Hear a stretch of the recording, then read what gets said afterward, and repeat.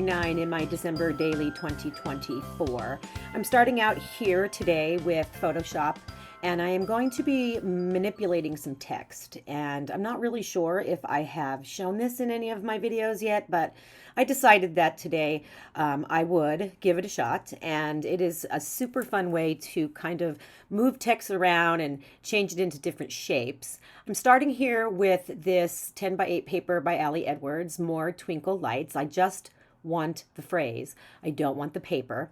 So I'm going to go ahead and I'm going to use, this is my magic wand tool over here, and I'm going to select the word more. Okay, and then I am going to do a layer via cut and go back to the background, and I am going to choose the dot on the eye because it is an individual one and I want it to be on its own layer. So same thing here, layer via cut, back to the background, twinkle, layer via cut, back to the background, the other dot, layer via cut, and back to the background, and then lights. So everything that's connected together you can select together.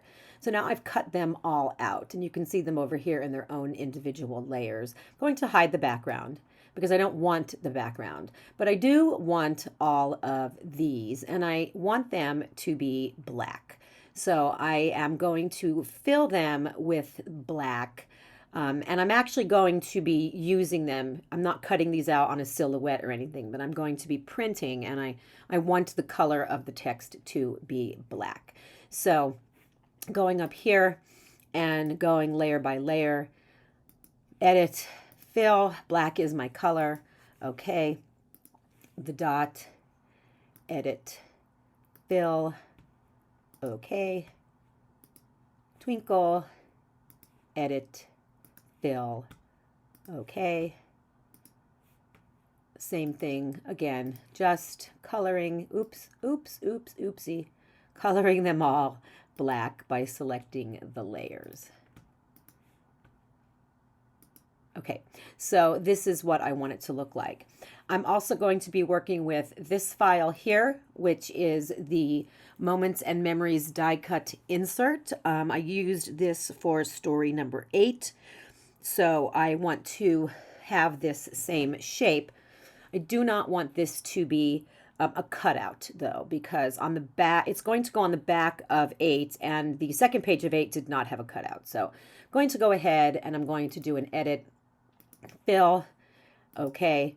And I don't want the cutout, nor do I want the holes. And there's several different ways you can do this. It's basically up to you how you want to do it, but I'm just going to use my little paint bucket tool right here, and I'm just going to fill these little holes in.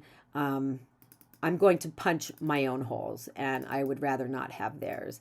And then I'll fill the middle in. So now I have this essentially a half circle that is completely filled, and I'm going to resize it. So over here, we have it, or they already have it, so that when I change one of the numbers, either the width or the height, it's going to automatically change the other number. So I know that I want this to be smaller, so I am going to change the height to 6.5.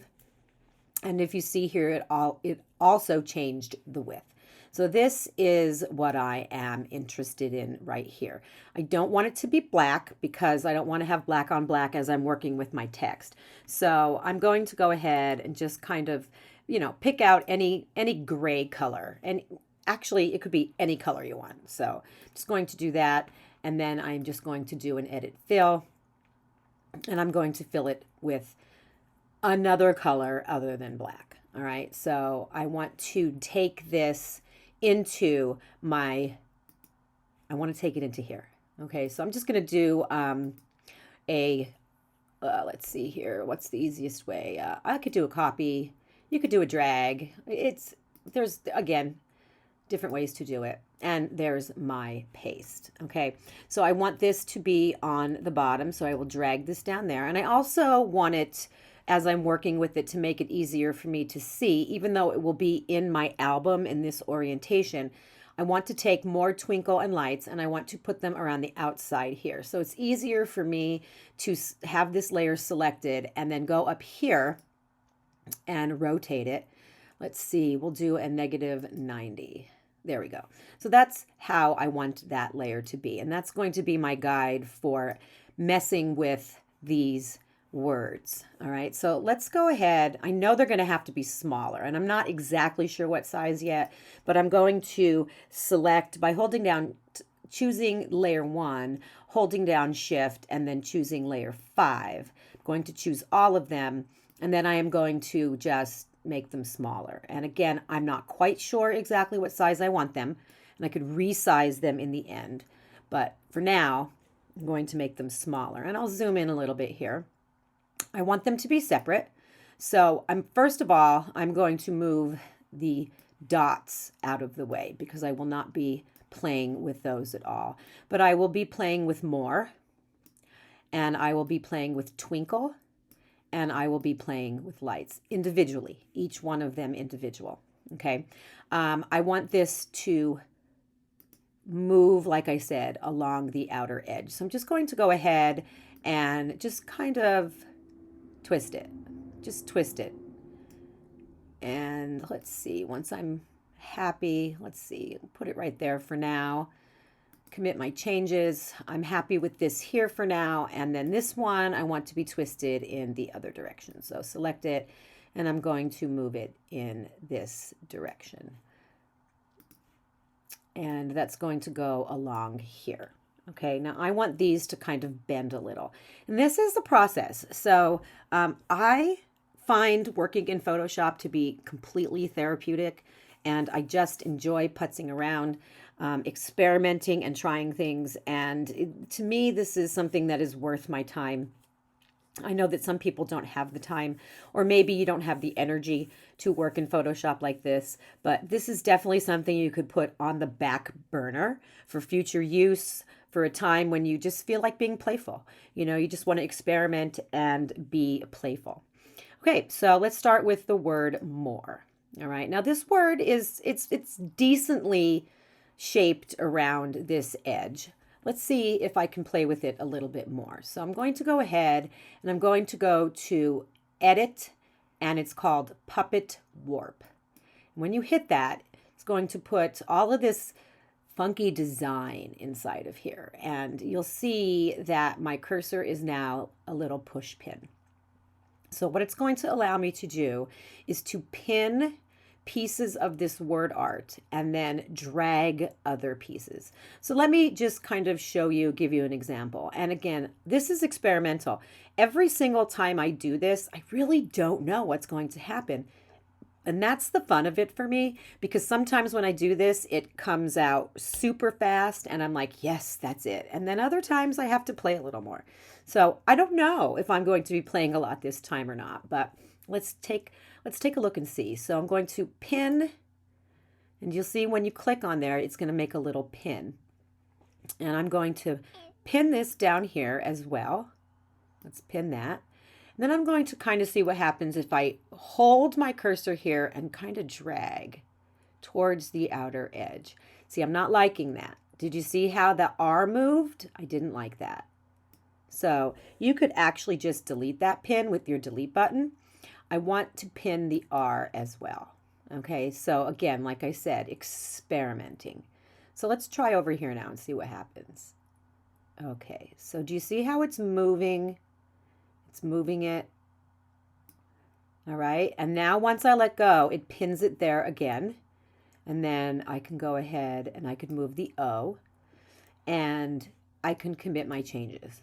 And I could look at it and go, am I happy with this? So I could move it more towards the edge and decide, okay, I need to do a little bit more manipulating here. So once again, Edit, Puppet Warp. I think I'm happy with this, so I'll pin it.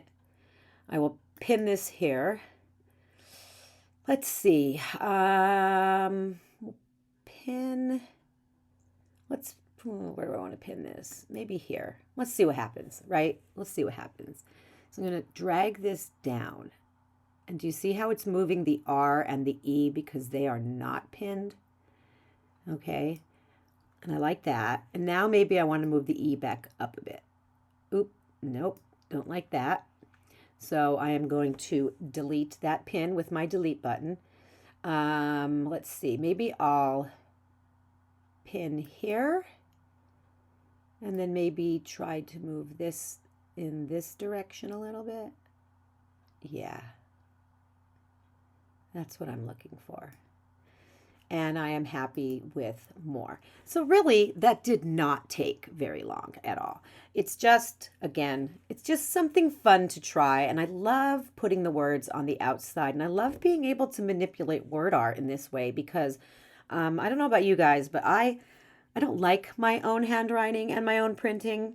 I'm just not a fan, but we all seem to love Allie's. And so to be able to work with it in this way is just super fun. All right, so I'm going to go ahead and I'm going to continue to play around and you can follow me along here. Or you could fast forward and move right to the place where I'm at my desk if you're not interested in watching this any longer.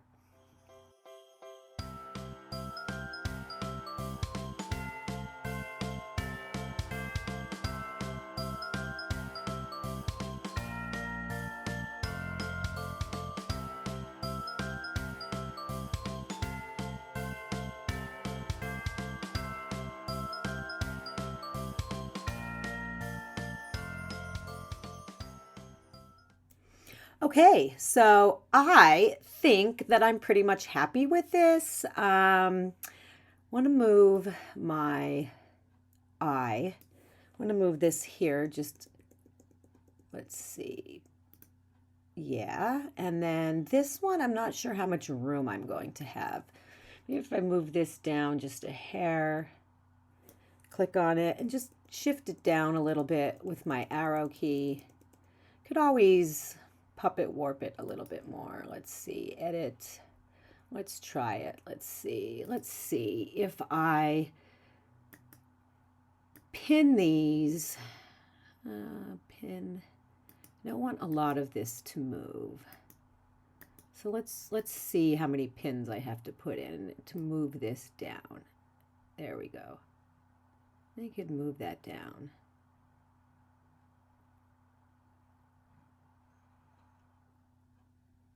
Maybe like that. And let's drag this over and see how that works. Put that down a little bit. I could also resize these a little bit if I want to. Do you see? I could just shrink it a little bit.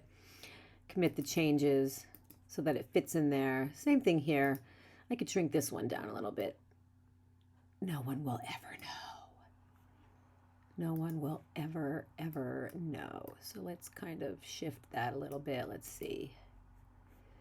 Commit the changes to that. Maybe move it up a little bit with my arrow key. And there we go. Yeah, I think I like that. So my goal here is to go ahead now and this I will end up, let's see, what do I want to do? I could cut this out by hand. I could also put it through my Silhouette. I'm not really sure what I'm going to do yet, whether I'm going to put this through my Silhouette or not. If I do plan on putting it through my Silhouette, what I will generally do is I will create with this background, I will Command J, and then I will fill that. Let's see, over here with our black, edit, fill. And I know other people do this a different way, but this is what works for me. I will fill this with black, and then I will hide all of the words. I will save this as a P. Let me zoom out a little bit. I will save this as a PNG, pull this into the Silhouette, use the trace feature, make the outline. Then I will go ahead and I will unhide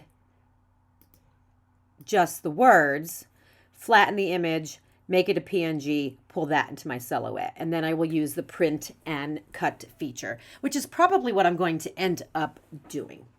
All right. I think that's it. I just wanted to show this to you guys because I think it's fun and I've used it on multiple projects already. And I wasn't sure if I showed you guys this, but if you're interested in playing around in Photoshop, this is not something available in Photoshop Elements. So it is only a Photoshop feature. So if you are someone who has Photoshop, give it a shot. Okay. Alrighty, let's get to my desk and start putting this page together. Okie dokie, I'm back here at my desk with all of the pieces I need to put my page together. And again, I did end up using my silhouette to cut out the smaller circles or half circles. And here is the finished product with the more twinkle lights.